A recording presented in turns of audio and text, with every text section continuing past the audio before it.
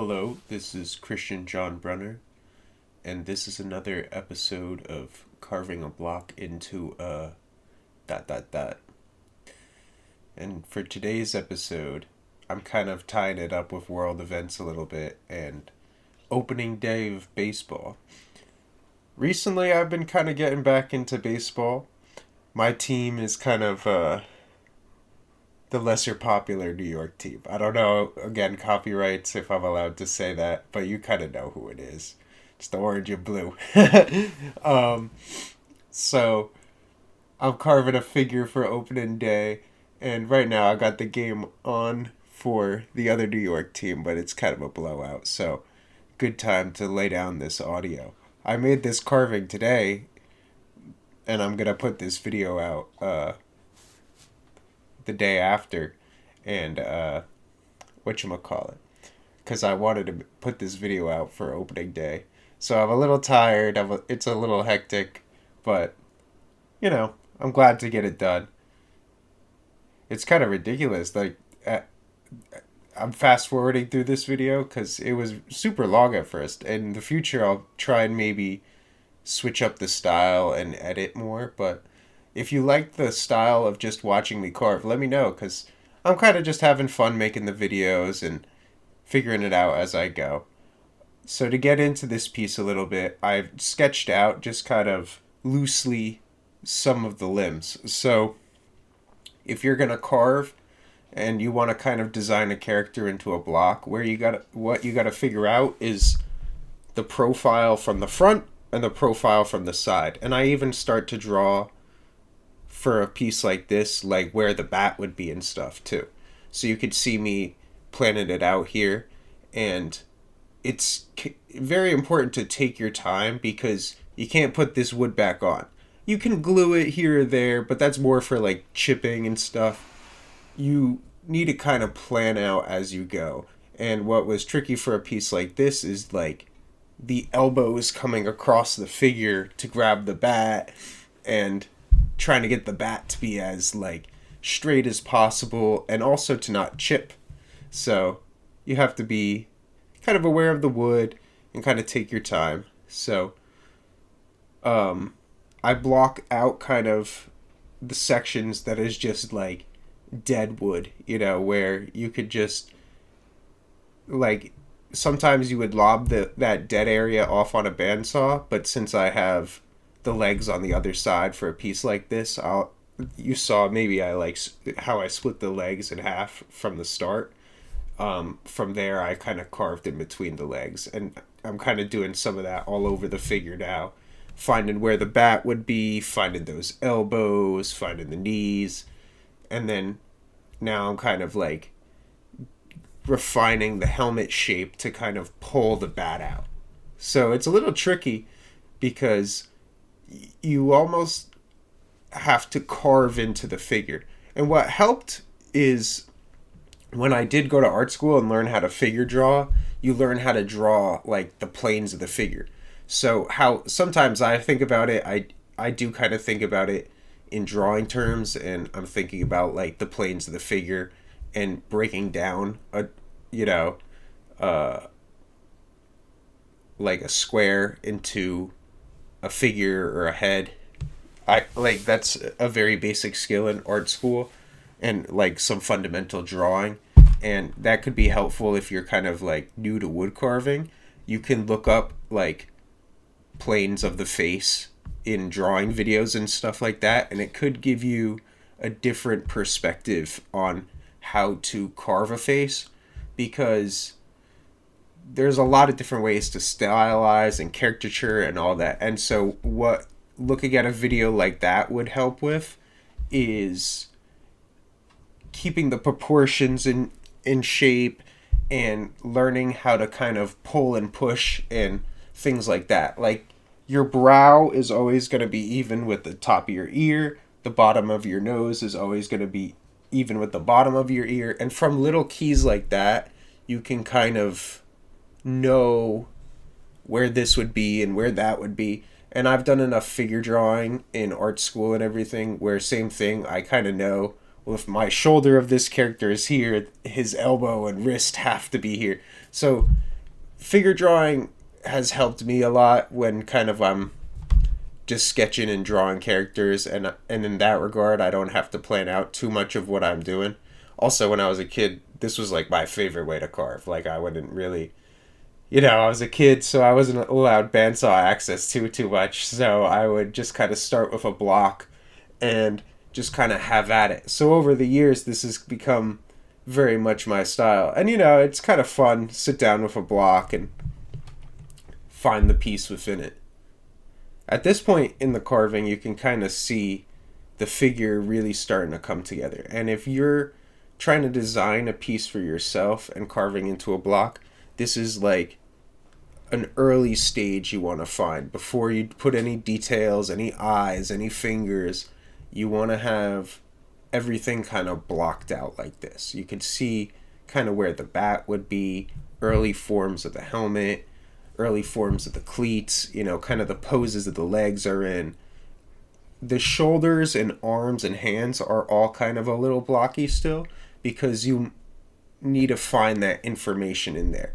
And something you do similarly with figure drawing is you keep adding planes, and it's similar with carving. You just keep adding more and more planes. So that's where it does kind of cross over. So I'm sketching some more details now that I have the blocked out figure. I'm finding where the bottom of the shirt would be, where the brim of the hat, some little things like that. I'm not going too crazy with the details, because if you sketch them out too much, you'll just carve straight through them. In the baseball game I'm watching, the guy just caught a ball with his bare hand. Ouch.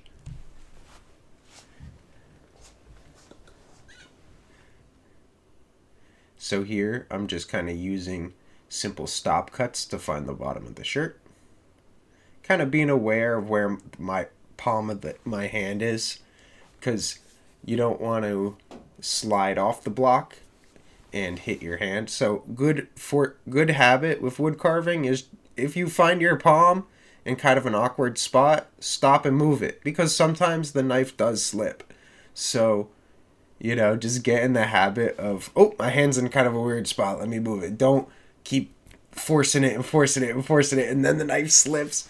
So that's a thing that I learned from years of experience, is just kind of be aware of where the palm of your hand is at all times, and your fingers too. And don't carve into yourself. Don't pull the knife into yourself. You can sometimes, like you see I'm doing that there, but there's not a lot of torque behind that. I'm not gonna like whip the knife. That's just like a simple hand, like one hand motion. I'm not putting force behind both hands and stuff like that.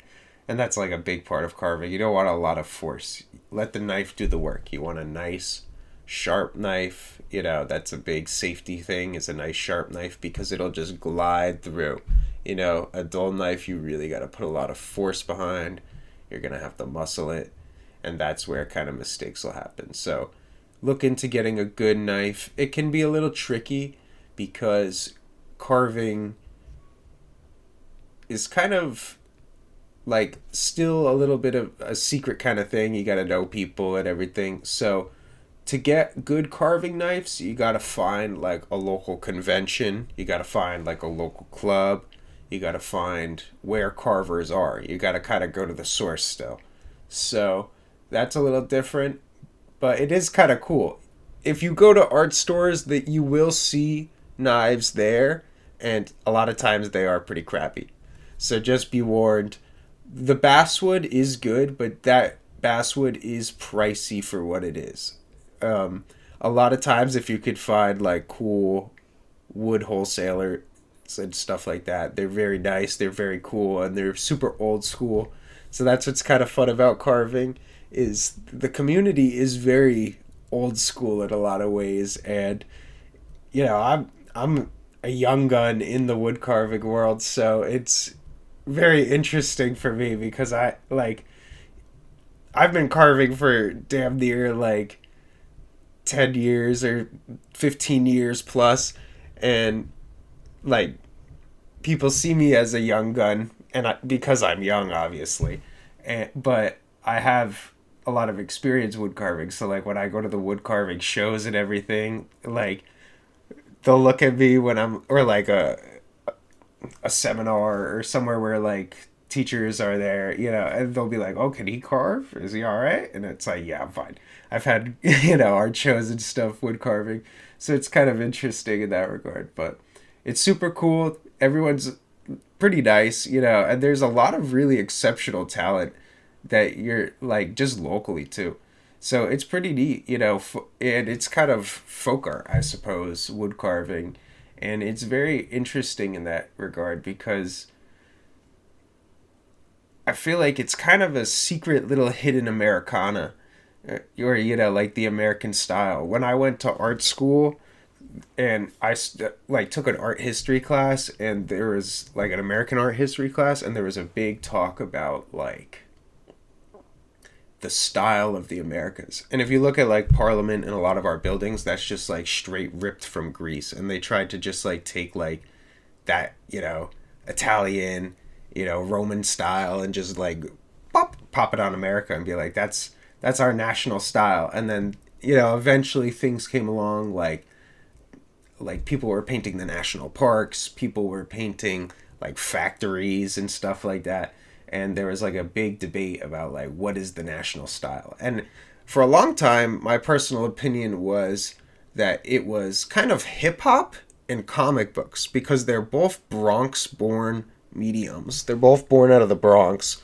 and like they're kind of graphic design like or commercial arts. So that was kind of my opinion for a long time. And but I also feel like there's a very strong woodcarver culture within it all, and it just is kind of like something that's kind of tucked to the side. And woodcarving isn't something that like is culturally exclusive to America or anything. Everybody carves, and it's something that is very innate. Like, I remember when I was a kid carving, like kids would be like, "Oh, I carved like a stick with my pocket knife," and it was like this very intuitive thing. Like the first time you're a kid and you get a pocket knife, it's like, I know what I'm doing. So just kind of growing up around it, I hopped into carving pretty easily. So I've always loved it, and it's got me into illustration and everything else. So it's kind of my jumping off point. I've definitely come to love carving. And what's also pretty cool is like I took a lot of classes early on with like my personal wood carving role models almost, because like it was like the early 2000s when I was growing up, and we would get magazines and there would be stacks of wood carving magazines, and I would see like we had books from Caricature Carvers of America, which I think is like a club, like, and they're specifically like caricature carvers. And that's where a lot of my style really does derive from, is old caricature wood carving books, because like I would sit in the garage by myself when I was a kid and look at these books, and like they had funky styles and funky characters, they would be cowboys and all kinds of stuff. And sometimes like the Caricature Carvers of America, they would put on like these events where they would have, or not events, they would do like a collab piece where there would be like a big scene and everybody carves a piece, and it would be like a bar or a circus or all kinds of crazy stuff. So it really like got me inspired, because it was like wood carving was the first art that I really had access to, and to see like what guys were doing with it, what the older guys were doing with it. And then locally in Cherry Ridge, New Jersey, where my parents' friends would line dance, they had like an event where people would, like a big carving festival, and I got to carve with some of like the carvers from caricature, or from the CCA, Caricature Carvers of America. The three that I did classes with were Pete LeClaire, Dennis Thornton, and Floyd Radigan, which all I've picked up a lot of skills from all of them. And if you kind of know wood carving, you could probably tell that I've actually taken classes with those guys, because Pete LeClaire's main style is kind of like figures, faces, carving into blocks, stuff like that. Whatchamacallit. Dennis Thornton. He kind of does really good characters and scenes, and they're very highly evolved, very highly skilled, and they're often very like big, unique pieces. There are some smaller ones I would say he does, like reoccurring characters and reoccurring carvings for classes and everything else, but he makes like really big staple pieces. And then Floyd Radigan, he does like fantasy characters and like dragons and stuff, and he does humans too, but he has like a distinct style, how he does the eyes and stuff like that.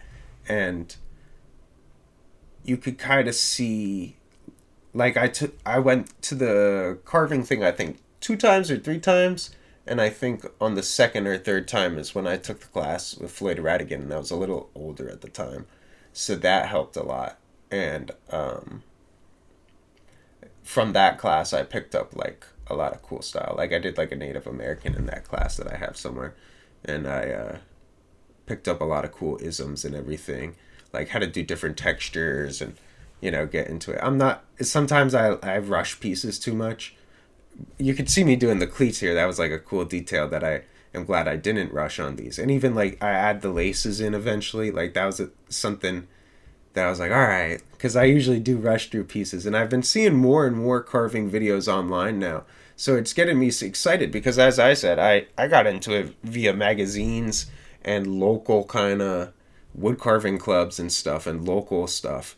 Like, I don't come from the era where wood carving was on the internet.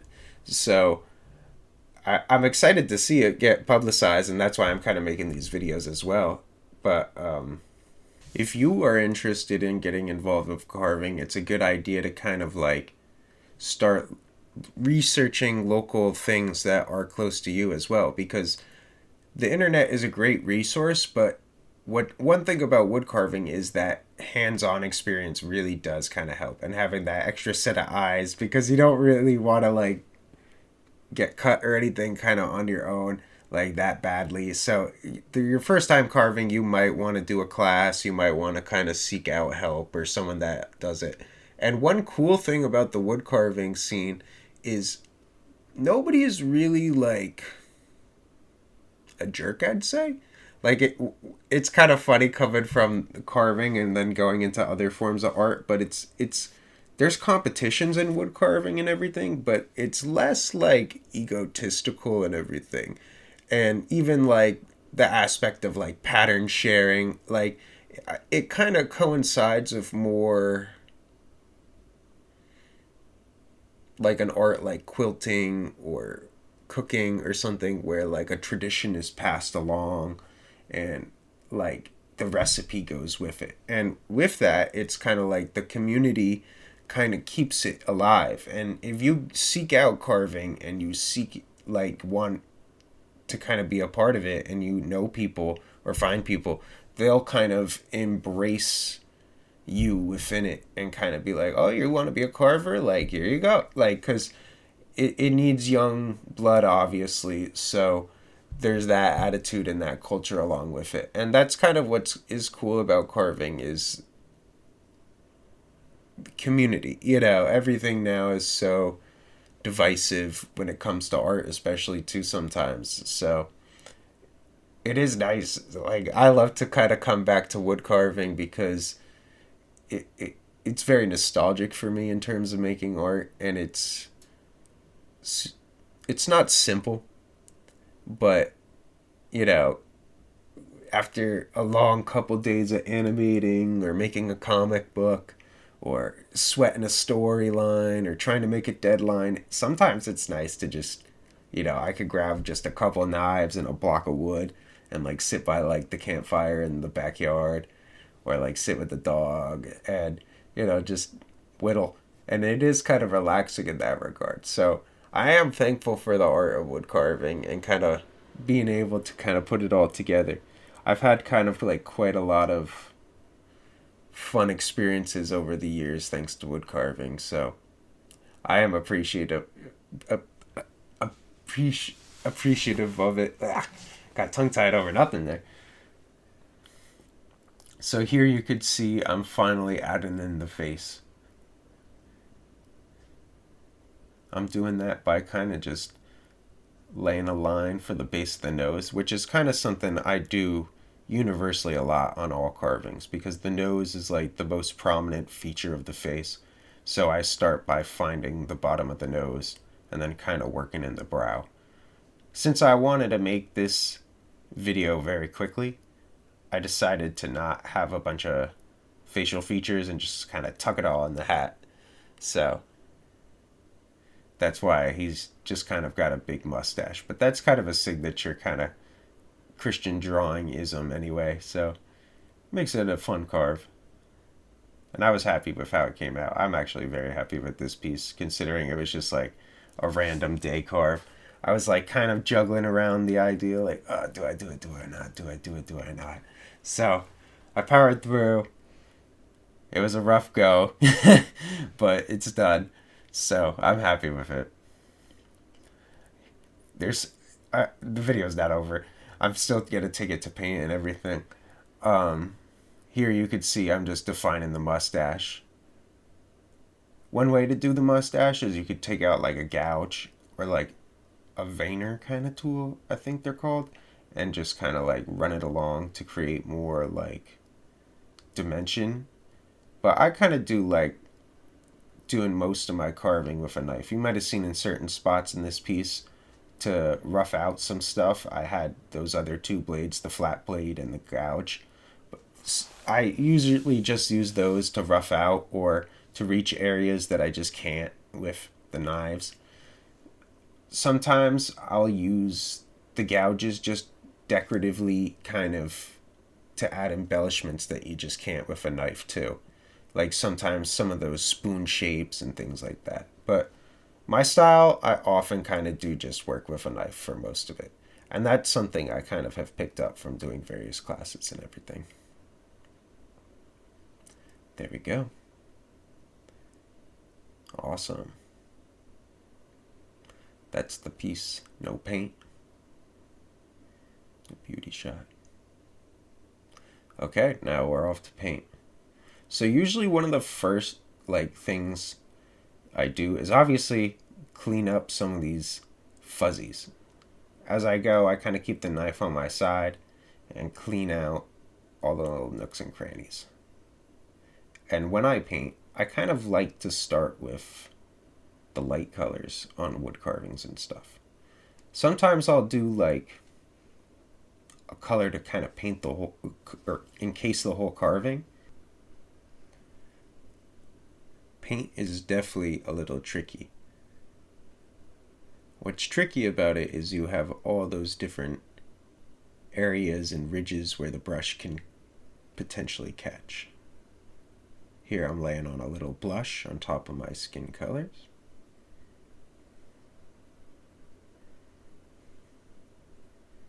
And then doing the baseball pants.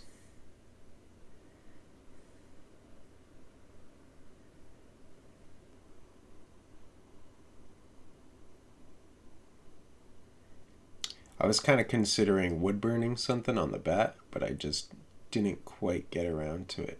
I did add a few little extra details, like a patch on his shoulder and some like grass stains and stuff like that to add some character. And I am happy with that stuff in the end because it adds like a little bit of story and a little bit of flair. I was kind of worried with this piece that there wouldn't be enough story, but it just kind of turned out to just be a good carve. So all in all, happy with it.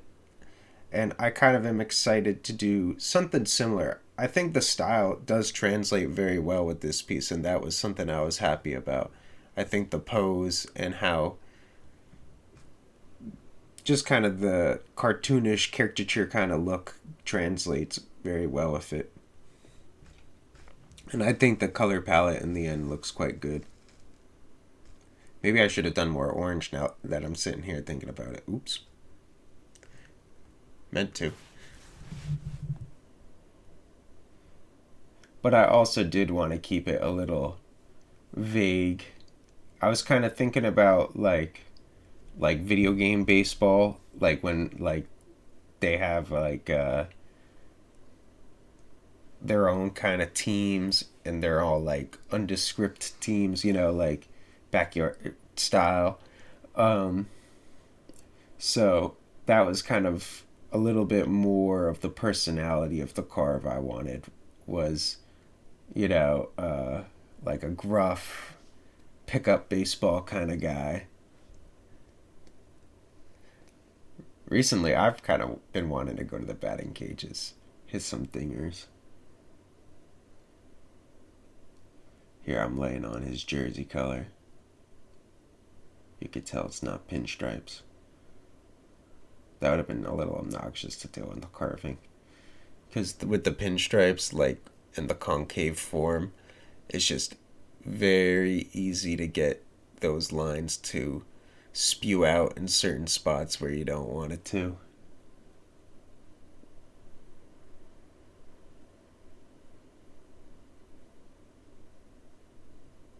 Ended up doing a couple coats of this blue because sometimes it can like dry a little funky. And I had to like take a break from carving too because when you're carving these three-dimensional pieces, it can obviously like get on your hand and then get on other parts of the piece, and then you got to cut it off, and then so ideally when you're kind of painting a wood carving, it's kind of best to do a pass and then leave it. But since I was making a video, and I was trying to make it as fast as possible, kind of is what it is.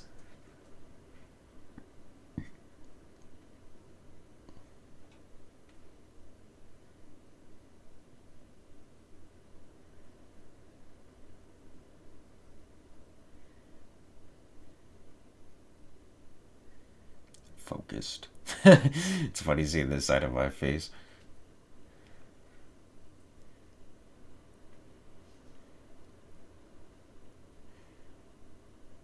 This part can be a little straining at times because you've been carving for so long, and if the paint is a little too water loaded, it will kind of just run through the grain and make the piece look a little rough. So you want to take your time and just focus.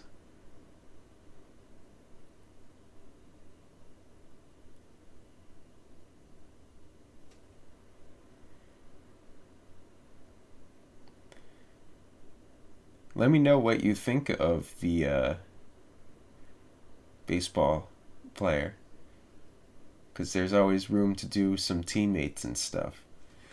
Could be cool to maybe do like a little dugout or something. So let me know what you think. I was unsure if this is kind of people's jam, if they like sports art or what, but right now I'm just kind of having fun throwing things at the wall. I have a style, but I'm trying to figure out a little bit more my themes or subject of my piece of my art. So, been doing a little bit of exploration. And kind of what my next video will be is a little bit of like a spring summer art series. So, I'm excited for that. And this was kind of possibly a part of it, but with the opening day of baseball being the day I posted this now, I just kind of wanted to get it up, get it out. I decided, I was kind of the whole time while carving this piece deciding, like, does he have like an Under Armour long sleeve shirt on?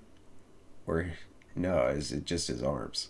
In the end, it is just his arms. And kind of the difference being kind of if the hands go into the gloves versus sitting on top a little bit. And you can have the arms be a little bit more baggy in the carve, as juxtaposed to if you wanted them to be like real arms, you might want to render them a little bit more to look like arms and not like cloth. So that's what I did do in the end, was rendered them to kind of have some form in there. Here I'm painting the stash on.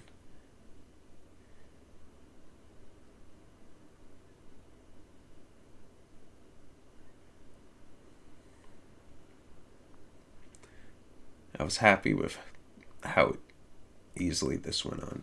Sometimes when you do a like a color like this at the end and like it's a little precarious because like the valleys on the sides in between, like on the edges of where the color have to go, it could just overrun and not go smooth. But I kind of was able to do it in a first pass. We got this one brush that I'm using, this thing that's beat to crap, but for some reason this is like the brush for painting wood carvings. Like my dad and mom also kind of use this thing. It is the best brush. It's gonna be generationally passed down. It just kind of holds like a point well, but it's like bent a little bit, so you could kind of like get it into nooks and crannies and stuff like that. It's quite helpful. All right. So thank you for watching. And here we're gonna just see quickly the wood stain and the final reveal shot.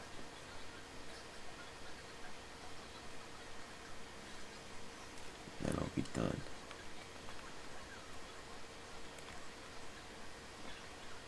Thank you very much.